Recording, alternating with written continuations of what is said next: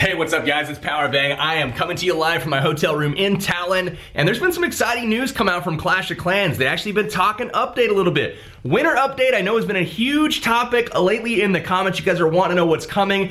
They have announced that clan games are coming to Clash of Clans. Now I know what the update is. I can only talk about what they've teased so far. On Twitter, they've actually released the announcement that clan games are a thing, they're coming, and they also have announced that clan games are games that you have to interact with your clan a little bit. I'm gonna have more details for that in just a moment, but I wanna show you guys the view. Check this out, look at that. It is beautiful Tallinn, Estonia. Thank you guys so much for the hospitality, those of you Estonians that are watching the channel. Surprisingly, a lot of you said so in the comments. Anyways, thank you, guys. Can't wait to get into today's episode. Clan games. Oh my gosh, is this the update to the main base I'm hoping for? I sure hope so.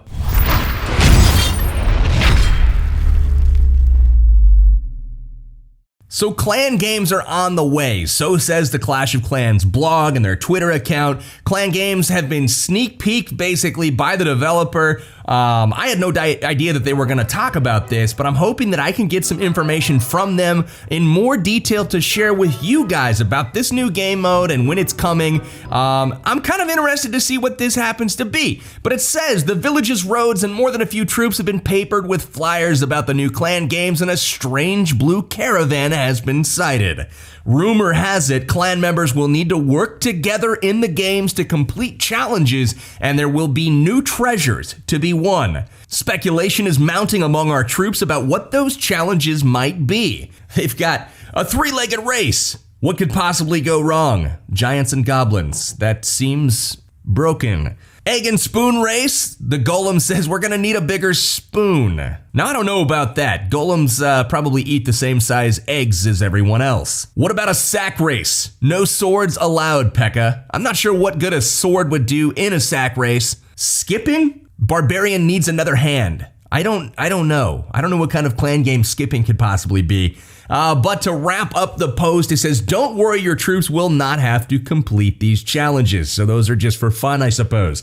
However, you will need to team up with your clanmates to complete different challenges, ranging from multiplayer attacks in the home village to versus battles in the builder base. The points you collect from your own completed tasks will count towards a shared clan point pool. The higher the clan points, the bigger and better the rewards for all participants. Stay tuned for more info on these new and mysterious magic items. Until then, clash on. Now, a little reaction as to this announcement. This does sound almost like the quest system that was implemented in Clash Royale. These seem like tasks that your clanmates will have to do, and when they do those, it kind of checks them off the list and adds a little bit of, rewards to the pool, whatever those rewards happen to be. So I don't feel that this is gonna be anything game-changing, but it does seem like something that's new to do. I don't know how exciting, but we'll have to wait and see. Really excited to hopefully get my hands on this on the developer build and be able to actually sneak peek this for you guys so you can see what's going on. Working on permission there, no guarantees, but make sure you guys do subscribe to the channel, and if there is anything that we can release, you guys will hear it right here. That being said, let's look at some attacks from this recent war that we had. We've got WHF taking on Crow Legion. So thanks so much guys for tuning in to another Clash of Clans episode today. I've got some funny stuff on deck. I've actually got a defense replay. Like, what in the world?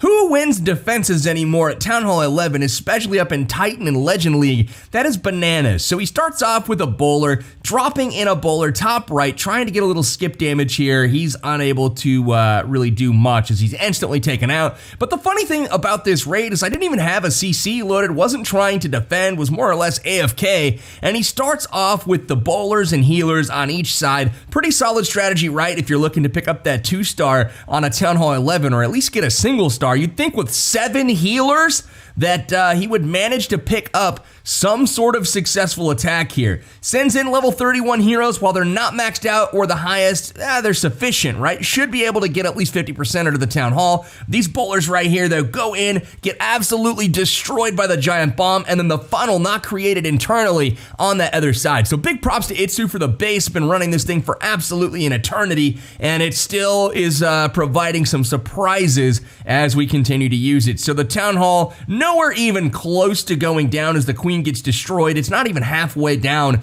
as far as the health is concerned. That is a full bowler healer army with the heroes being deployed right at the town hall, and unfortunately he's unable to get the 50%, unable to get the town hall. Had to laugh about this one, guys. We've got some awesome attacks in store for you guys today, though. We're going to start off with an epic attack, a queen charge drag attack on number 8. So we're going to back out on that, and we've got Tam going in. Actually, that's the wrong war.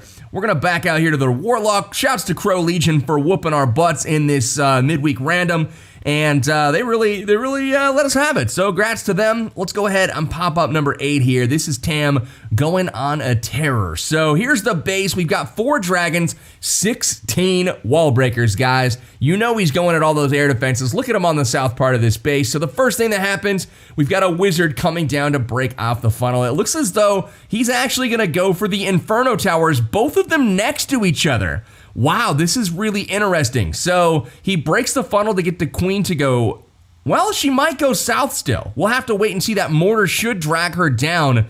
Really good job here, keeping this queen kind of moving along. Let's see what happens. There's the first break. First wall breaker actually opens up the wall. The next set open up the next wall. So this actually ended up being more than he intended. That is okay. So he starts with the king now. Over on the right side, he's tanking for the wizards. Wizards helping him kind of speed along. Here comes the ability in just a moment, delaying as long as possible to save that HP and keep himself stationary so that he can tank for the wizards as long as possible. So up north, we've got the queen taking on the enemy CC. We've got a poison spell to receive the balloon. Balloon about to go down, Hound about to go down, Hound pops, and now it's all about that queen kind of getting things done. The cannon has locked onto her, so the wall breakers have free reign to come in and pop open the air defense compartment. Now he knows that queen, once she is done here with the pups, should walk around to access the cannon and then ultimately the air defense as well. So you're going to see some interesting behavior right about now. She's going to pop the first air defense. There are still 3 more to go. Here is more wall breakers. Just like that, the junction is opened up as well. Beautiful break. Second air defense down. Here goes the third air defense. Look at all the wall breakers with rage. Gonna open up everything. Really nice job there on that. Poison spell down for the enemy heroes and a rage spell to keep that queen going. This is an insane charge, guys. So much value, so many air defenses taken out. You can see the queen working her way in. She's popping traps. She's going through all kinds of defense, and she's going to make her way in all the way to that 4th air defense. Now up top, we've got the dragons followed by a few balloons, and their job is to just go through, take out these Inferno Towers, get through and negate all of that damage so the queen doesn't really have to deal with it. 1 Inferno is locked on, but after an ability, there she locks onto the air defense. Only 1 missile fired by the air defense, and that is that. Queen walks out of range, going to get healed up. All kinds of dragons and balloons still left up. Beautiful attack. This was an insane queen charge here from Tam, getting the job done 10v10 for WHF. Backside cleanup is in. We've got minions helping out. We've got a few dragons left over. Queen still alive. Wonderful attack. Let's go ahead and take a look at one that I want to kind of poke fun of because it was the, the one we all hate, the 99% fail. So we're going to go ahead and take a look at that one next. So here we go. We've got Lexnos here, and he is bringing, actually, we'll save the fail for the next attack. Let's look at miners really quickly, and notice the Inferno Towers, how they're close together. This can be exploited with mass miners, so you're going to see that in this episode. A couple of miners on the corners to kind of get things started. The Queen and King also going to do the corner funneling, and also doing a little bit of tanking, so the miners aren't taking a whole lot of damage at first. Now the Queen uses that ability, trims the funnel, so the miners eventually go straight to the Inferno Tower. And we do have a balloon out of the CC that could be devastating to the miners, but he's just going to drop a poison on it. And look at the miners, how they just escape. Before the balloon can ever even drop anything on them, they go underground again. And there it is. Poison spell is efficient, taking out the balloon. And now we've got heal spells to receive the miners once the Infernos are down. Now all splash is down, all Infernos are down. what in the world is this base? It is completely exploitable with miners, and you're going to see that here by Lexdos. He completely smashes it. The King's still alive up on that top side. Really, really nice attack here. The CC being a Lava Hound as well really helped to get those miners through the base. But yeah, just really symmetrical. All of the defenses falling in a wave. Really like the attack here from Lex. Nothing but cleanup left on this one, so we'll speed it up as absolutely a ton of miners left over. This base is going to fall kind of all at once, and that is that. That's a 3-star for the good guys. All right, now let's end it on a funny one, and I think it's funny because it's basically a 99% fail, but it's the method of attacking that it makes me laugh, because anytime somebody fails with the Bowler Witch strategy, I get a giggle out of it, even when it's on my own team. So here it is, symmetrical base. You're going to see witches come in from the corners on each side behind golems, and basically the goal is to kind of roll down the side of the base. Now, on this one, there is an Inferno Tower sitting real far out, so those will actually be able to grab some of those skellies outside of the wall, reducing the amount of tanking power that he has before those bowlers and witches go down the outside of the wall. Now, all kinds of bowlers come out of the army camps, out of the CCs, and you're going to see those join up with the heroes going through the middle. Everything starts to fall really quickly, but unfortunately, he loses a lot of bowlers around the outside of the base over on the right side due to a poor funnel created over there, but that's not always the end of the world. Those bowlers could do quite a bit of damage on the skips, but unfortunately, they chose the side with the Inferno to go around. They are going to walk in range here shortly, and that is going to spell their doom. So focusing back on the center, we got the Queen kind of trailing things in. It looks like the Inferno Tower is getting low, but the bowlers are not focusing on that right now, and the Queen actually grabs their attention, everything being targeted by the Inferno Tower and getting absolutely roasted. So it is really difficult to take that out, and it looks like that Inferno Tower may be that 99%. It might be the 1% left standing as everything kind of works its way around. You can see the Giant here tanking for the Queen. Queen's going to get a couple of defenses taken out here really easily, and it's all about getting through the wall now efficiently. It looks like the Witch is going to be out in front of her skeletons for the time being.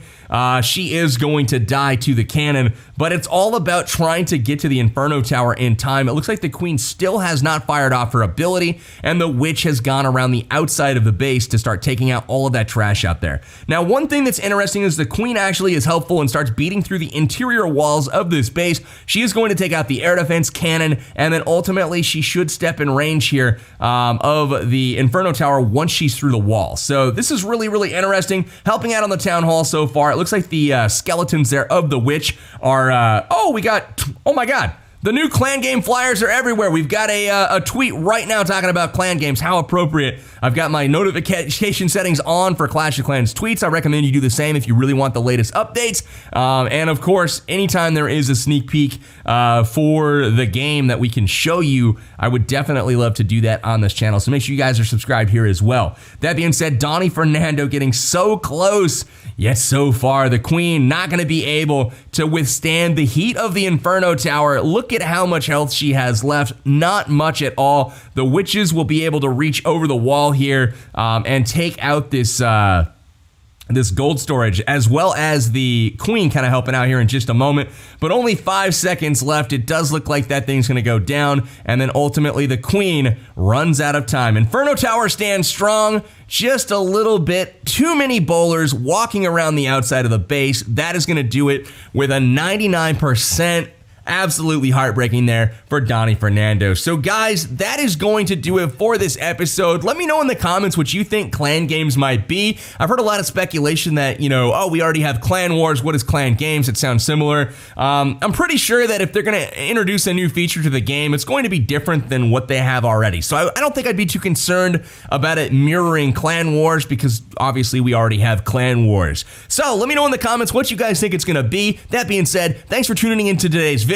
I will be coming to you live more this week with stuff from Tallinn, Estonia. We got some Brawl Stars action on the way as well for those of you that are here for Brawl Stars, so make sure you keep your eyes peeled. That being said, guys, this is Powerbang. I will see you next time. Peace out. We'll see you soon. Massive shout out to Andrew Chapai. He is today's sponsor of the day. Apologies if I butchered that name, man, but much love to you for the support of the channel. Thank you so much. That being said, guys, have a great day. I will catch you guys in the next one.